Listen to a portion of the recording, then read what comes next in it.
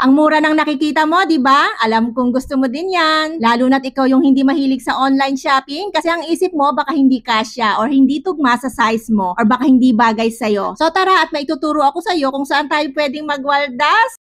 Aminin. Kasama sa budget yan, lalo na at sweldo. Dito lang ito sa Kwai Chung Plaza. So, kung pupunta tayo dito, sa Kwai Fong Station tayo bababa. At sa Metro Plaza, Station Exit E tayo lalabas. Ang starting point natin ay ang Kwai Fong Metro Plaza MTR Exit E. Lakad lang tayo sa tulay na ito. Sa dulo madadaanan mo ang Muji Store. Pag nandun ka na sa Muji Store, mag-right turn ka. Then, lakad ka lang hanggang sa makita mo ang glass door. So, diretso ka lang. At pag nakita mo na ang sign na ito, diyan tayo pupunta. O, di ba bumubungad pa lang, $49 na. At ayan pa, $50.